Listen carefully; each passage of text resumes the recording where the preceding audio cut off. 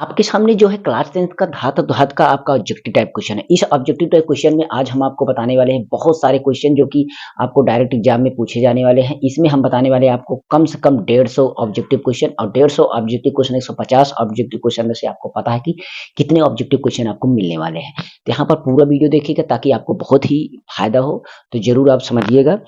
देखिए यहाँ पर हमको आपका ओएमआर वाला हम बताएँगे, मतलब आपका ओएमआर में वर्क करेगा। ये वीडियो आपको ओएमआर में बहुत ही लाभ करेगा, बाकी आती लघुत्तरी में भी आप समझ सकते हैं कि 1 नंबर का जो भी क्वेश्चन होता है। तो आपको यहाँ पर हमने इसका पहला वीडियो जिसमें हम पूरे टॉपिक को कवर किया, जिसमें आप ऑब्जेक्टिव, अति लघुत्तरी, दीर्घोत्तरी मतलब सभी क्वेश्चन को आप कवर कर सकते हैं। पूरे टॉपिक को हमने कवर किया है। उस पूरे 1 शॉट वीडियो में इसका पहला पार्ट आप देख लेंगे। आज आपका ये पार्ट 2 है जिसमें हम ऑब्जेक्टिव टाइप क्वेश्चन बताने चल रहे हैं। तो सबसे पहले चलते हैं, दिखाते हैं आपको क्या-क्या चीज़ें हैं। तो पहला क्वेश्चन की तरफ बढ़ते हैं, जो कभी ना पढ़े हों तो अभी ज़रूर देख लीजिएगा। यहाँ पर आपका क्वेश्चन है, धातु अधातु क्लास आपका ऑब्जेक्टिव टाइप क्वेश्चन है, आप यहाँ पर देख लीजिएगा। और ये आपका 2025 के लिए यहाँ पर दिया गया है, ठीक है? किसके? 2025 के लिए। तो 2025 क्या है, हर एक एग्ज़ाम के लिए है, ऐसा नहीं कि 2025 ही की, मतलब ये पूरे पाठ का आपका क्वेश्चन है। तो यहाँ पर चलिए सबसे पहले चलते हैं, लोहा को जिंक से लेपित करने की क्रिया को। लोहा को आप जिंक से लेपित करने, देखिए फास्ट चलेंगे क्योंकि हम आपको पूरा 150 कवर कराना है तो बहुत फास्ट चलना पड़ेगा। और सभी इसका पीडीएफ भी आपको मिल जाएगा, पीडीएफ इसका मिलेगा, आपको कमेंट करना पड़ेगा। उसके साथ ही साथ आपको हमारे टेलीग्राम चैनल पर जाके कमेंट करना पड़ेगा, तो हम इसका पीडीएफ आपको देंगे। ओके। और यहाँ पर देखिए, तो और हाँ, पीडीएफ लेने से पहले पासवर्ड आपको वीडियो में मिलेगा। वीडियो को पूरा देखिएगा तभी आपको पासवर्ड मिलेगा। तो सबसे पहले यहाँ पर आपका क्वेश्चन का है, जो कि यहाँ पर देख रहे हैं, लोहा को जिंक से लेपित करने की क्रिया को क्या कहते हैं? तो उसको बोलते हैं गैल्वेनीकरण। क्या बोलते हैं? गैल्वेनीकरण। और विकल्प आपको बहुत सारे, संक्षारण किसको बोला जाए? संक्षारण आप समझते हैं कि उसमें आपका संक्षारण होता है, तब जाके आपका ये सारी क्रियाएं की जाती है। पहले संक्षारण ही होगा, तब ये सब करना पड़ेगा। तो दूसरे क्वेश्चन पर चलते हैं। दूसरा क्वेश्चन आपके सामने है, ये आपका निम्नलिखित में कौन सा अधिक अपक्रियाशील है? अपक्रियाशील कौन सा सबसे अधिक है? जैसे कि यहाँ पर कॉपर है, और इसके बाद देखते हैं यहाँ पर आपका Hg है, Ag है, Au है, ठीक है? तो इतनी चीजें हैं। अब इसमें से आपका ए क्वेश्चन सही है, तो ए क्वेश्चन आपका है पहला सही। उसके बाद आपका दूसरा है, आपका यहाँ पर अगला क्वेश्चन, क्वेश्चन जो भी क्वेश्चन का क्रम संख्या अगर गलत हो, इधर उधर हो, तो उससे मतलब नहीं है। वो क्वेश्चन विद्युत अपघटन में इलेक्ट्रॉन मुक्त होता है, तो इलेक्ट्रॉन मुक्त करने के लिए आपको सबसे पहला इसमें कौन सा है? एनोड पर, कैथोड पर, और एनोड तथा कैथोड दोनों पर, इनसे तो ए आपका सही होगा एनोड पर। किसमें सही होगा? एनोड पर आपका, ठीक है? तो एनोड पर आपका। उसके बाद आपका अगला है, इनमें से कौन सी धातु चमकीला है? तो चमकीला आपका आयोडीन पड़ता है। चमकीला कौन पड़ता है? आयोडीन, क्योंकि पता है ये आपका धातु होने के साथ इसमें चमक होती है। सॉरी, चमक इसमें होता है, अधातु होने के साथ साथ इसमें चमक होती है। ये आपका अगर फुल टॉपिक कवर करेंगे तो आपको पता चल जाएगा। उसके बाद अगला वीडियो है आपका, सॉरी अगला क्वेश्चन है आपका, कि कौन सा धातु अधिक क्रियाशील है? कौन सा इसमें धातु है जो अधिक क्रियाशील है? तो अधिक क्रियाशील धातु आपका कौन हो सकता है? तो आपका ये बी होगा। क्या होगा? सोडियम। क्या होगा? सोडियम। उसके बाद अगला है, अमलगम एक मिश्र धातु है जिनमें एक धातु हमेशा रहता है, एक धातु अमलगम में हमेशा रहता है, तो ये आपका पड़ जाता है पारा। कौन सा पड़ता है? पारा, ठीक है? उसके बाद अगला है आपका, कौन सा पदार्थ ऑक्सीजन से सहयोग नहीं करता? ऑक्सीजन जैसा कौन सा पदार्थ है जो सहयोग नहीं करता है ऑक्सीजन से? तो आपका गोल्ड, ये ऑक्सीजन से सहयोग नहीं करता, इसलिए गोल्ड मतलब सोने की चीजें बनाई जाती हैं ताकि ये जल्दी से संक्षारित नहीं होती है, क्योंकि ऑक्सीजन से आपका सहयोग नहीं करता है। और ऑक्सीजन में सारी चीजें रहेंगी, क्योंकि वायु में, वायुमंडल में ऑक्सीजन है, ऑक्सीजन में रहेगी तो दिक्कत होगा, इसलिए तांबा ले, जिंक ले, पोटेशियम ले, लोहा ले, कुछ भी ले, लेकिन सब संयोग करता है। अगला है आपका यहाँ पर, कौन सा विद्युत का सर्वोच्चम सुचालक है? कौन सा सुचालक है? सुचालक का देखा जाए तो आपका सुचालक ये एजी है, ठीक है? और इसके बाद आपका बॉक्साइट निर्गम से, बॉक्साइट जो है किस धातु का मुख्य अयस्क है? बॉक्साइट किसका अयस्क होता है? अयस्क सब पता है ना कि उसको जब उसमें प्रक्रियाएं की जाती है तो एक्स उसमें से प्राप्त होते हैं। तो एक्स कौन सा है इसमें? आपका बॉक्साइट किसका है? एल्यूमिनियम का होता है। बॉक्साइट किसका एक्स होता है? एल्यूमिनियम का। तो इस तरीके से अगला क्वेश्चन देखते हैं, निम्न में कौन सा अधातु है? अगर आप इनमें इनमें और एक विकल्प और है इसमें, एसबी में किस देखें तो कौन सा आपका उपधातु? उपधातु आपका एसबी है, ठीक है? अगला क्वेश्चन आपका है, शुद्ध सोना को व्यक्त किया जाता है, शुद्ध सोना को व्यक्त कैसे करते हैं? 24 कैरेट आपको पता होना चाहिए, ये सबसे इंपॉर्टेंट क्वेश्चन है, बहुत ही बार पूछा जाता है। उसके बाद आप देखते हैं पीतल क्या है? पीतल आपको पता होना चाहिए कि मिश्र धातु, क्योंकि पीतल आपको मिला करके बनाया जाता है। मिश्र धातु मतलब जो मिश्रित करके बनाया जाए, दो धातुओं को मिला करके बनाया जाए, तो इस तरीके से। उसके बाद में से किसे है जो चाकू से काटा जा सकता है। आप चाकू से लिथियम, कैल्शियम, कॉपर, आयरन किसको काट सकते हैं? तो आप देखेंगे लिथियम को काट सकते हैं। उसके बाद आपका निम्न में कौन सा आयनिक यौगिक है? आयनिक यौगिक आपका कौन सा है इसमें? तो आपका विकल्प देख लीजिए, इसमें आपका है ये सी नंबर। कौन सा है? सी नंबर आपका ये CaCl2। ठीक है। इस तरीके से आपका निम्न में कौन सा धातु है? आपका धातु आपका कौन सा है इसमें? आपका सी है। कौन सा है ये? मतलब कार्बन। बी, विकल्प बी है और सी है कार्बन। उसके बाद आपका हीरा और ग्रेफाइट में कौन सा विद्युत का सुचालक है? तो आप देखेंगे कि इनमें से आपका ग्रेफाइट आपका विद्युत का सुचालक है, बाकी आपका कुचालक है। ठीक है। इसके बाद आप देखेंगे लोहे की परमाणु संख्या क्या है? लोहा यानी आयरन का कितना परमाणु संख्या होता है? तो आप देखेंगे 26 होता है। कितना होता है? 26। ठीक। इसके बाद आपका बॉक्साइट निम्न से किस धातु का अयस्क है? अभी हमने बताया एल्यूमीनियम का होता है। डबल बार क्वेश्चन, तो इंपॉर्टेंट क्वेश्चन है इसलिए बहुत बार पूछा जाता है। इसके बाद जस्ता और तन इसके साथ आप क्रिया करके कौन सा गैस बनाता है? अगर हाइड्रोक्लोरिक अम्ल के साथ आप क्रिया कराता है अगर जस्ता तो कौन सा बनाता है? ये हाइड्रोजन गैस बनाता है। इसके बाद आपका है 22 नंबर। 22 नंबर में आपका NaOH जिंक से क्रिया करता है तो कौन मतलब क्या उसमें से बनता है? उसमें से आपका क्या बनेगा उत्पाद के रूप में? तो उत्पाद के रूप में आपका बनेगा Na2 जिंक मतलब O2 प्लस H2। ये डी वाला विकल्प सही है। और उसके बाद सक्रियता श्रेणी में हाइड्रोजन के ऊपर के धातु, इसके ऊपर के जो धातु हैं वो अम्लों से अपक्रिया करके हाइड्रोजन गैस बनाते हैं। विकल्प नंबर बी सही है। कौन सा सही है? बी नंबर विकल्प। ठीक है। उसके बाद अगला विकल्प 24 नंबर। 24 में देखते हैं उच्च विद्युत धनात्मक के कारण धातु के परमाणु बनते हैं किसके? तो ये होता है धनायन बनाते हैं। कौन सा धातु कौन सा आयन बनाते हैं? मतलब ये आपका धनायन। ठीक है। तो आपका धनायन हो गया। अगला आ जाइए विकल्प सभी में नीचे आपका आंसर आंसर दिया गया है, आप देख लीजिएगा। मैं फास्ट तरीके से करते चलता हूँ। धातु के ऑक्साइड समानता होते हैं। धातु के जो ऑक्साइड होते हैं वो समानता किस तरीके से होते हैं? तो वो क्षारकीय होते हैं, मतलब क्षारीय। और इसके बाद अगला चलते हैं आपका यहाँ पर अयस्क से निम्नलिखित अशुद्धियों को दूर करने के लिए जो विधि प्रयुक्त की जाती है वह कौन सी विधि होती है? तो वह विधि आपकी होती है चुंबकीय पृथक्करण विधि। ठीक है। ये हो गया आपका। उसके बाद सल्फाइड अयस्क का सांद्रण किया जाता है तो ये आपका फ्लेन प्लवन द्वारा। ठीक है। ये ध्यान देना। ओके। तो ये आपका इसके द्वारा होता है। उसके बाद अगला है आपका ऑक्सीजन परमाणु के बाह्यतम कक्ष में इलेक्ट्रॉन संख्या। तो ऑक्सीजन आपका ऑक्सीजन देखिए इसको जानना जरूरी है। ऑक्सीजन आपका वो होता है, इसका 8 होता है। अगर इसको हम निकालेंगे इलेक्ट्रॉन विन्यास तो 2 6 होता है। बाह्यतम में कितना निकलेगा आपका? 6। इसका मतलब ये आपका बी सही होगा। ठीक है। इसी तरीके से आ जाइए पीतल का। पीतल है, पीतल क्या है? पीतल आपको पता होना चाहिए कि आपका मिश्र धातु है। पीतल आपका मिश्र बहुत बार देखिए क्वेश्चन जितने बार पूछा जा रहा है आपको समझना उतना इंपॉर्टेंट। ब्रोमीन अधातु की अवस्था होती है। ब्रोमीन धातु की अवस्था जो होती है ये ब्रोमीन आपकी अधातु है फिर भी ये किस अवस्था में होती है? द्रव में हमेशा होती है। ये देखिए कुछ ऐसी चीजें होती हैं जो बार बार मतलब वो अपवाद में होती हैं। वो क्या होती हैं? अपवाद में। और जो चीजें अपवाद में होती है वो क्वेश्चन में बहुत पूछा जाता है, ये ध्यान रखना। ठीक है। तो यहाँ पर है अगला निम्नलिखित में किसे चाकू से काटा जा सकता है? तो अभी आपने देखा लिथियम को चाकू से। और कौन सा आयनिक यौगिक है? तो आयनिक यौगिक आपका कौन सा है? CaCl2। और कौन सा उपधातु है? देखेंगे तो आपका ये Sb है। इसे लोहे को संक्षारित होने से बचाने के लिए उसकी सतह पर किसका लेप चढ़ाना सबसे लाभकारी? लोहे पर। आपको पता है लोहे पर क्या किया जाता है? तो यहाँ पर S दलेपन द्वारा। किसके द्वारा? एस दलेपन द्वारा। और ये Na जिंक से कौन सा यौगिक बनाता है? मतलब यहाँ पर आपका है Na2ZnO2। अभी इसके पहले क्वेश्चन था। और यहाँ पर है ये वाला आपका कि सोडियम क्लोराइड जलीय विलयन के साथ विद्युत धारा प्रवाहित अगर की जाए तो वियोजित होकर सोडियम हाइड्रोक्साइड की बनाने की प्रक्रिया को क्या कहते हैं? तो इस प्रक्रिया को बोला किया जाता है। तो इसमें देखिए क्लोर क्षार अपक्रिया, क्लोर क्षार मतलब क्लोर अपक्रिया, वियोजन अपक्रिया और संयोजन अपक्रिया। तो ये है क्लोर क्षार अपक्रिया। ठीक है।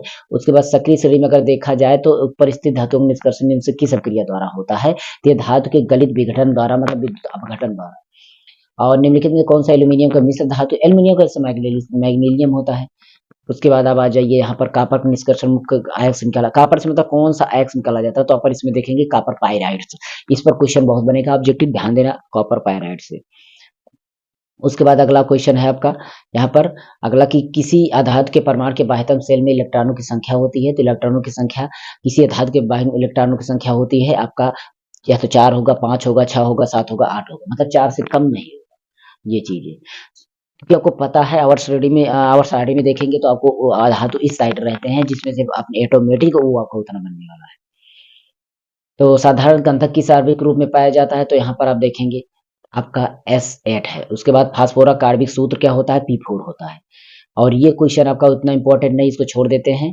ये वाला देखिए, जिंक ऑक्साइड से कार्बन को गर्म कर जिंक प्राप्त होती है, तो कार्बन क्या है, कार्बन उसमें आपका किस तरीके से होता है, तो वो आपका होता है अपचायक के रूप में। किसके रूप में, अपचायक के रूप में। और यहाँ पर उच्च के अपक्रियाशील धातु शुद्ध धातु को प्राप्ति कौन सी विधि होती है, वो आपका गलित और अपघटन द्वारा। तो यहाँ पर आपका ये चलते हैं, जो इंपॉर्टेंट क्वेश्चन है सीधा उसी को बताते हैं, बाकी सारे क्वेश्चन आपको पीडीएफ में मिल जाएंगे। यहाँ पर देख लेना, ये वाला धातुएं उष्मा की विद्युत की क्या होती हैं, वो आपका क्या होता है, चालक होती हैं। ठीक है, ये चले जाना। और हाँ, आवर्त सारणी में किस धातुएं आवर्त सारणी में किस ओर स्थित होते हैं, तो ये आप देना बाई ओर स्थित। जिससे आवर्त सारणी ऐसे बना रहता है, ऐसे, तो आपका बाई ओर रहता है। ठीक है, उसके बाद आ जाइए आपका, इसमें से तत्व किस तरीके के तत्व कहे जाएंगे, तो ये जितने भी तत्व हैं, SiG, SS, SB, ये सारे के सारे धातुएं क्या हैं, उपधातु हैं। क्या है, ये सब उपधातु हैं। अधातु और सारणी में किधर स्थित होते हैं, तो धातु उधर होता है, तो अधातु किधर होगा, आपको पता होना चाहिए। अधातु पर दाईं ओर होगा। मतलब आप समझ गए। अगर आपका इस तरीके से आवर्त सारणी बना हुआ है, इस तरीके से, तो इधर आपका धातु और इधर आप सॉरी इधर आपका धातु, इधर आपका धातु, और आपका इस तरीके से पार्टीशन हो जाता है। उसके बाद अगला चलते हैं, इसमें आपका धातुओं को कहा जाता है, ये धातु सभी सभी सामरिक धातु हैं।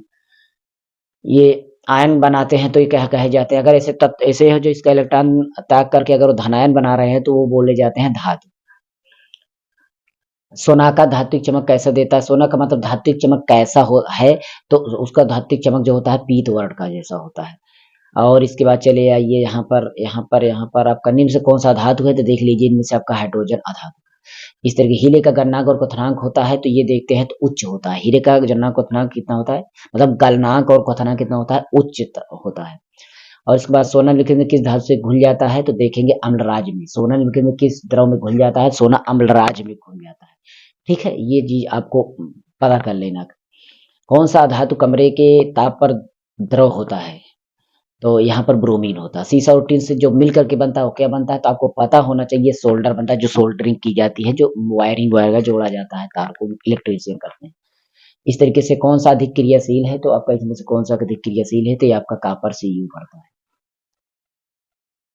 इसके बाद आपका इस तरह 42 क्वेश्चन है, कॉपर सल्फेट विलयन करने विच्छेदन पर कौन सा, आपका कॉपर सल्फेट कौन सा होता है, तो इस तरीके से आपका इसमें बी है, विद्युत अपघट्य। और इस तरीके से सी क्वेश्चन, निर्जल कैल्शियम क्लोराइड को कहा जाता है, तो कैल्शियम क्लोराइड शुष्कर्मक को कहा जाता है। ये 45 नंबर क्वेश्चन, इसको छोड़ दीजिए। 46 ये छोड़ दीजिए। आपको यहाँ पर मिश्र धातु, ये इसको ध्यान देना, ये इंपॉर्टेंट क्वेश्चन है। मिश्र धातु, तो इसमें कौन सा है कि मिश्र धातु है, तो देखा जाए मिश्र धातु मतलब कैसे कौन सा कैसा होता है, तो ये आपका विद्युत के कुचालक होते हैं। क्या होता है, विद्युत के कुचालक होता है। और इस तरीके धातु वाला साइड को कहा जाता है, उसको कहा जाता है आपका क्षार कहा जाता है। यहाँ पर चलिए, ये सब छोड़ दीजिए, अभी ये भी छोड़ दीजिए। मैं अभी आपको यहाँ पर सीधा सीधा बताता हूँ। सल्फर गैस का नाम क्या होता है, सल्फर गैस का नाम क्या होता है, वो सल्फाइड बोला जाता है। ये हो गया। इस्पात जो होता है कितने % कार्बन होता है, इस्पात में कितने % कार्बन होता है, तो वो 2% कार्बन।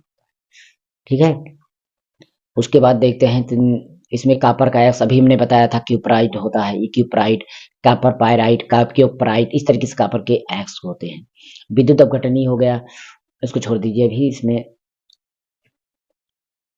अभिक्रिया से कौन सा सबसे अधिक अभिक्रियाशील धातु है, तो इसमें से तीन चारों में से देखते हैं, तो इसमें पोटेशियम सबसे अधिक है। उसके बाद चले आइए, यहाँ पर 1 ग्राम सोना से कितना लंबा तार बनाया जा सकता है, कितना लंबा तार बनाया जा सकता है, तो ये लगभग 2 किलो, कितना, 2 किलोमीटर, 2 किलोमीटर 1 ग्राम से तार बनाया जा सकता है। ठीक है, और धातु विद्युत का कुचालक, ये सभी चीजों, ग्रेफाइट कार्बन का अपर है। ग्रेफाइट जो होता है कार्बन का अपर होता है, जो कैसा होता है, अगर मुलायम होता है, कठोर होता है, द्रव होता है, गैस होता है, तो कैसा होता है, इसको आपको बताना। तो ये मुलायम होता है थोड़ा। ठीक है, इसके बाद अगला आ जाइए, तो इसमें से केरोसिन में डुबा कर रखा जाता है। ऐसा कौन सा मतलब धातु है जो केरोसिन में डुबा कर रखा जाता है, तो ये आपका सोडियम है। क्यों रखा जाता है, आपको पता है कि उसमें ऑक्सीजन सब क्रिया करके वो आग लग सकता है, इस कारण से। तो इसके बाद आपका अधातु है, पानी में डुबो कर, कौन सा ऐसा अधातु है जो पानी में डुबो कर रखा जाता है, तो इसमें देखिए फास्फोरस होता है, लेकिन कौन सा फास्फोरस है कि आयोडीन है, पानी में डुबो कर रखा जाता है। तो यहाँ पर देखिए ये भूल से रेड कलर हो गया है, इससे नहीं मतलब है, लेकिन आपको ए देखना है, जिसको बोलते हैं श्वेत फास्फोरस। कौन सा फास्फोरस? श्वेत फास्फोरस। लाल फास्फोरस तो रहता है, आपको बाहर देखते नहीं है, लाल फास्फोरस का यूज करते हैं माचिस वगैरह, तो इसके लिए श्वेत फास्फोरस। और यहाँ पर सोडियम, ऐसे यहाँ पर और जाइए, इसके बाद आपका क्वेश्चन लेड उष्मा का ये क्या है, आपका ये अचालक होता है। HNO3 किस प्रकार का अम्ल है, तो ये देखेंगे तो आपका प्रबल अम्ल मतलब ऑक्सीकारक होता है। एक्वारिजिया किन दो अम्लों से, एक्वारिजिया किससे मिलकर बना होता है, तो आपका ये है HCl और HNO3, इसको बोला जाता है, ठीक है। उसके बाद हम देखते हैं यहाँ पर चले आइए, सीसा और टिन मिश्र धातु को कहते हैं सोल्डर को, इस वक्त हो गया पहले से ही। सिलिका क्या है ये देखेंगे, तो सिलिका आपका यहाँ पर ध्यान दीजिएगा, सिलिका क्या है, तो आपका ये क्या है, उपधातु। क्या है? उपधातु। इसके बाद सिनेबार निर्गम किसका है, सिनेबार किसका होता है, तो ये भी याद कर लेना इंपॉर्टेंट है, पारद का। किसका होता है? पारद का। उसके बाद लोहे के फ्राइंग पैन को जंग से बचाने के लिए किस विधि का उपयोग किया जाता है, लोहे जो होता है उसको हम अगर हम बताना चाहते हैं तो,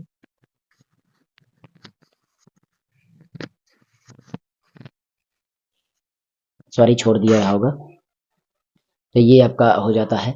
इस तरीके से जस्ता का है, आप देखेंगे तो जस्ता का आपका जैसे रहेगा, तो ध्यान दीजिएगा, जिंक ब्लेड हो गया आपका, इस जिंक ब्लेड। और इस तरीके से ग्रेफाइट, ये सब प्रश्न को आप पढ़ लीजिएगा पीडीएफ में, और पूरे क्वेश्चन को आप एक बार रिवीजन कर लेंगे, तो इसमें से धातुओं की प्रकृति होती है, धातुओं की प्रकृति किस तरीके से होती है, ये विद्युत की क्या होती है, सॉरी धनात्मक होती है, क्या होती है, धनात्मक होती है। और इसके बाद आपका यहाँ पर धातुओं के बर्तन में खाना बनाया जा सकता है, ये सारी चीजें आप पढ़ लीजिएगा इसमें आपको। यहाँ पर अब इम्पोर्टेंट क्वेश्चन पर हम सीधा चलते हैं, क्योंकि वीडियो लंबा हम नहीं बनाना चाहते हैं।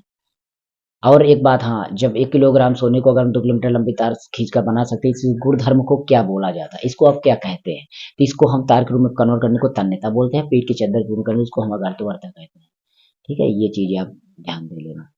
और इसके बाद लेड और मरकरी उष्मा के क्या होते हैं, सारी चीजें पहले ही बता चुके हैं। इसके बाद चले आइए यहाँ पर, हाँ, धातुएं जल से क्रिया करके कौन सी गैस बनाती हैं, तो ये चीज आपको हाइड्रोजन बनाती है। सॉरी थोड़ा सा वीडियो छोड़ दे रहा है, उससे मतलब नहीं, आप पूरा क्वेश्चन अटेंड कर लीजिए, आपको यहाँ पर पूरा हम बता देते हैं एक बार, ठीक है। यहाँ पर NaCl क्या है, NaCl देखते हैं, Na और Cl, इसमें देखिए प्लस होता है, इसमें माइनस होता है, इसमें प्लस होता है, इसमें माइनस होता है, तो ये दोनों एक दूसरे से क्या करते हैं, ये दोनों, यह विपरीत आयनों का समुच्चय है, क्या है, समुच्चय है। उसके बाद चले आइए और देखते हैं, तो यहाँ पर आपका एक शुद्ध के रूप में सतह होती है, ये सब हो गया। धातु के पतन उत्तर इसको तन्यता बोलते हैं, ये सारी चीजें हो गई। स्कूल की घंटी धातु की बनी होती है, किस धातु की बनी होती है, तो ये सोनोरस की बनी होती है, किसको, सोनोरस की बनी होती है। सल्फर के दहन से बनाने की, ये सब चीजें पढ़ लेना, कौन सी उपधातु है ये देख लेंगे, तो इसमें आपका उपधातु होता है क्या, जी, इधर जो दिख रहा है, लोहा मिस्किन को उनके लवर से ऊपर विस्थापित कर देता है, तो ये आपका कापर होता है। मतलब इसको लोहे को भाप की क्रिया कौन सी उत्पन्न गैस करती है, तो ये भी आपका हाइड्रोजन गैस, धातु में हाइड्रोजन गैस उत्पन्न करती है, ये चीज है। लोहा क्रिया करता है, किससे क्रिया करता है, तो भाप के साथ। इस तरीके से आप इसको पूरा क्वेश्चन अटेंड करके देख लीजिएगा। धातु जो होता है टकराने से आवाज करती है, इसको क्या कहते हैं, इसको आपको पता होना, क्या बोलते हैं, इसको हम सोनरस बोलते हैं, ठीक है, ध्वनि को उत्पन्न करने की। सबसे अधिक तन्य धातु कौन सी होती है, सोना होती है, ध्यान देना। और इनमें कौन सा धातु अधातु होते हुए भी चमकीला होता है, तो आप आयोडीन, आयोडीन आप देखेंगे तो चमकीला होते, मतलब अधातु होते हुए भी चमकीला होता है, जो कि अधातु चमकीली नहीं होती। थोड़ा वीडियो छोड़ दे रहा है इसके लिए, सॉरी। तो चलिए छोड़ दिया वीडियो, मैं पूरा इसको हम कवर कर लेता हूँ।